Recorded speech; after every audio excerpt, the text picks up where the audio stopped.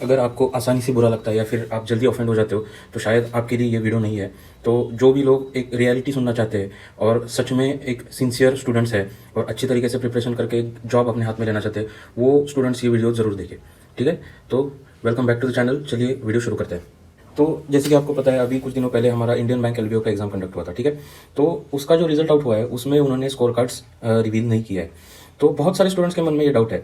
मेरे चैनल पे भी कुछ स्टूडेंट्स के ये कमेंट्स आए थे और जो मैं ऑफलाइन भी जो मैं स्टूडेंट्स से बात करता हूँ, जो मिलता हूँ, तो उसमें भी कुछ कुछ लोग ऐसे थे जिनके मन में ये डाउट है कि उनको ऐसा लग रहा है कि ये इंडियन बैंक एलबीओ के रिजल्ट में कुछ घपला हुआ है। ठीक है, तो इसके बारे में मैं थोड़े से कुछ पॉइंट्स यहाँ पे डिस्कस करना चाहता हूँ, इसलिए वीडियो में बना रहा हूँ।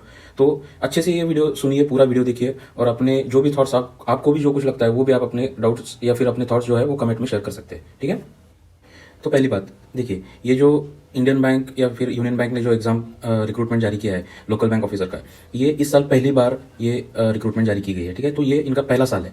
तो जिस तरह से आप आईबीपीएस का या फिर एसबीआई का या बाकी की जो एग्जाम्स है, जो कि एक कंडक्टिंग बॉडी, बड़ी कंडक्टिंग बॉडी कंडक्ट करती है, उस तरह का मैनेजमेंट आप यहाँ पे शुरू से ही एक्सपेक्ट नहीं कर सकते हो। ठीक है, ये उनके लिए भी एक शुरुआत है, एक एक्सपेरिमेंटल बेसिस पे ये पोस्ट शायद उन्होंने चालू की है। तो ये आपको थोड़ा सा पकड़ के चलना होगा, ये एज्यूम करना होगा कि कुछ थोड़ा सा मिसमैनेजमेंट इधर उधर हो सकता है। अब यहाँ पे मैं मिसमैनेज कह रहा हूँ, इस पे ध्यान दीजिए। मैं कोई भी मिसकंडक्ट की बात नहीं कर रहा हूँ, क्योंकि जब हम इंटरव्यू के लिए भी गए थे ना, तो वहाँ पे भी जो स्टाफ डॉक्यूमेंट वेरिफिकेशन करने के लिए था ना, तो उनको भी एक दिन पहले पता चला था कि कल हमको डॉक्यूमेंट वेरिफिकेशन करना है। तो थोड़ा सा आप जो हमारा नॉर्मल प्रोसेस रहता है, जो कि आईबीपीएस या एसबीआई ये बाकी के बॉडी जो एग्जाम्स है उसमें हम फॉलो करते हैं, वो थोड़ा सा यहाँ पे अलग हो सकता है। ये आपको एज्यूम करके चलना होगा। और एक बात सुनिए, जो स्केल पे आईबीपीएस पीओ या फिर आप एसबीआई पीओ या फिर क्लरिकल एग्जाम भी ले लीजिए, जो स्केल पे वो एग्जाम्स कंडक्ट होते हैं उस स्केल पे तो ये एग्जाम कंडक्ट हुआ नहीं है।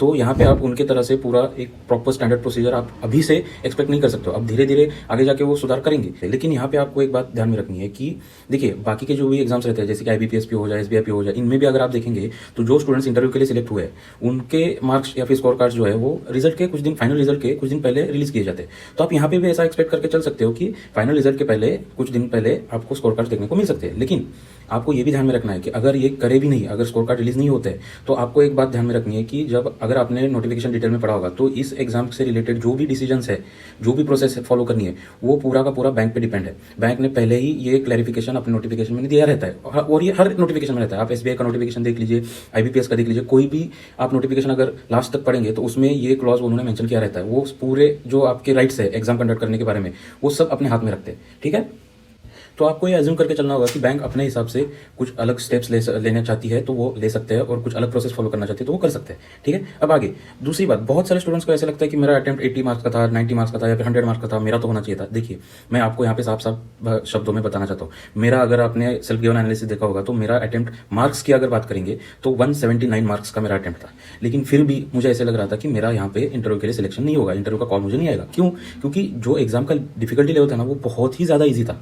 मैं आपको 100% बताता हूँ, ऐसे बहुत सारे स्टूडेंट्स हो गए जिन्होंने क्वांट, रीजनिंग और इवन इंग्लिश में भी आउट ऑफ मार्क्स स्कोर किए होंगे, मार्क्स लिए होंगे। बोल रहा हूँ, अटेम्प्ट की बात नहीं कर रहा हूँ मैं यहाँ पे, उन्होंने आउट ऑफ मार्क्स स्कोर किए होंगे। और फाइनली जिन लोगों ने थोड़ा बहुत अच्छा जीए में परफॉर्म किया होगा, 10, 15, 20 मार्क्स तक जिन्होंने मार्क्स लाए होंगे, उनका सिलेक्शन हुआ है। तो मैं उसी बेसिस पे मैं ये पकड़ के चल रहा था कि मुझे तो इसका कॉल आने वाला है नहीं, क्योंकि जीए का मैं खुद सेटिस्फाइड नहीं था जो मेरा परफॉर्मेंस था जीए का उससे। तो ये आपको बात समझनी पड़ेगी कि ऐसे एग्जाम्स में कट ऑफ आपकी बिल्कुल हाई चली जाएगी। और मुझे यहाँ पे भी लग रहा है कि ये कट ऑफ जो है, अब ये स्टेट वाइज कट ऑफ है, थोड़ी सी कट ऑफ वेरी कर सकती है। अब मैं अपने स्टेट की यानी महाराष्ट्र की बात कर सकता हूँ, तो मुझे लगता है कि कट ऑफ आराम से 150 प्लस गई है यहाँ पे। ठीक है, अब बहुत सारे स्टूडेंट्स को ऐसे भी लग सकते हैं हाँ इतना ज़्यादा थोड़ी कट ऑफ जाएगा, लेकिन इतना ज़्यादा कट ऑफ जाता है। आप अपने कंपटीशन को अंडर एस्टिमेट कर रहे हो। याद रखिए, आप कोई भी एग्जाम उठा के ले लीजिए, अभी अभी जो आईबीपीएस पीओ का प्रीलिम्स का भी आप अगर रिजल्ट देखेंगे तो आपका फाइनल कट ऑफ कितना था, 48.5 या 49 कुछ तो था। लेकिन मैंने जितने भी स्टूडेंट्स देखे, जब मैं मेंस के लिए भी गया था, तो वहाँ पे ज़्यादातर स्टूडेंट्स का स्कोर कितना था आपको पता है? 67, 70, 74, 77 ऐसे स्कोर्स थे। मैंने एक भी बच्चा वहाँ पे या फिर एक भी स्टूडेंट वहाँ पे मैंने नहीं सुना कि वो कह रहा था कि मेरा 50 या 52, 53 मार्क है। रहेंगे वो भी स्टूडेंट्स रहेंगे, पर बहुत सारे बच्चे ऐसे थे जिन्होंने 65, 70 प्लस भी स्कोर किया है। और अगर आप यूट्यूब पे भी देखेंगे तो मैंने एक स्टूडेंट का इतना स्कोर कार्ड देखा है कि उसने आईबीपीएस पीओ के प्रीलिम्स में, जहां पे कट ऑफ 48 या 49 है, वहां पे 91 या 93 स्कोर किया है। तो आप इस तरह से अपने कंपटीशन को अंडर एस्टिमेट मत कीजिए। ऐसे बहुत सारे स्टूडेंट्स रहते हैं, और जो ऐसे एग्जाम्स रहते हैं ना जो स्टैंड अलोन, मतलब अलग से जो एग्जाम्स कंडक्ट किए जाते हैं, वहां पे ज्यादातर बच्चे ऐसे ही होते हैं जो अप्लाई करते हैं, जिनका प्रिपरेशन अच्छा खासा हो, जिनको अपने आप पे उतना कॉन्फिडेंस हो कि मैं शायद ये एग्जाम क्लियर कर सकता हूँ। तो यहाँ पे ज्यादातर कंपटीशन जो आपको मिलेगा ना, वो वेल प्रिपेयर्ड और सिंसियर स्टूडेंट्स ही मिलेंगे। ये भी बात आपको ध्यान में लेनी है। ठीक है, तो आप अपने कंपटीशन को अंडर एस्टिमेट ऐसे मत कीजिए। और अगर और भी आपको इसका एग्जांपल देखना है तो आप एसएससी सीजीएल जो एग्जाम है उसके भी कुछ पिछले 2-3 साल के आप कट ऑफ देख सकते हो। अभी इस साल भी जब जहाँ पे लोगों को लग रहा था कि 135 या 130 के बीच में कट ऑफ रहेगा, आपकी कट ऑफ गई है 153, और वहाँ पे भी बोल रहे हैं लोग कि गफला हुआ है, झोल हुआ है। लेकिन मुझे पर्सनली अगर आप पूछोगे तो मुझे कोई भी झोल नहीं लग रहा है, क्योंकि एग्जाम का लेवल भी बहुत ईजी रहता है। वहाँ पे मेरे जैसा स्टूडेंट जो कि उसका कोई एक भी मॉक नहीं दिया है, कुछ नहीं किया, वो स्टूडेंट अगर वहाँ पे 139 स्कोर कर सकता है, तो एक नया स्टूडेंट जो भी है ना, वो भी वहाँ पे 140-150 प्लस स्कोर कर सकता है, जो डेडिकेटेडली उस एग्जाम का प्रिपरेशन कर रहा होगा। ठीक है, अब यहाँ पे लास्ट में मैं आपके साथ एक बात शेयर करना चाहता हूँ। देखिए, अगर कुछ झोल या फिर कुछ हुआ भी होगा,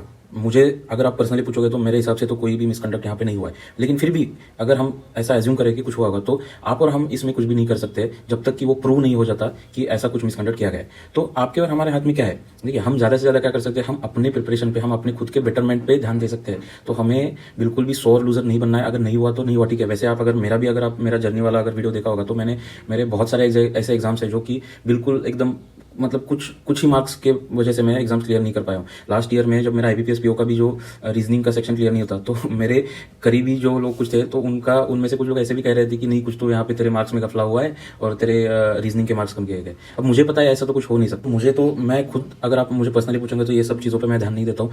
मैं बस अपने प्रिपरेशन पे और अपना जो खुद का जो आप इंप्रूवमेंट करने पे ध्यान दे सकते हो, उतना ज़्यादा आप ध्यान उस पर दीजिए। आपका एनर्जी और आपका जो कीमती समय है, जो कि वापस बिल्कुल नहीं आता है, आपको ज़्यादा ध्यान, अपना ज़्यादा एनर्जी अपने खुद की इंप्रूवमेंट पे इन्वेस्ट करना है। ये बाकी की चीज़ों में अटक के आप अपने गोल से, मेन एम से डिस्ट्रैक्ट मत होइए।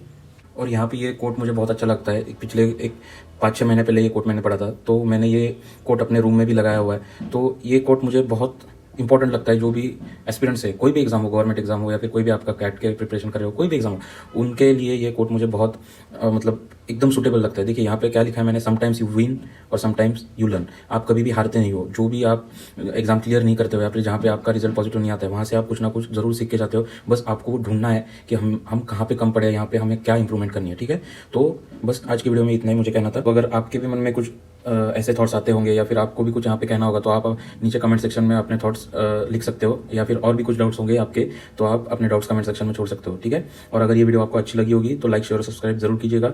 और बस आज की वीडियो में इतना ही था। Thank you.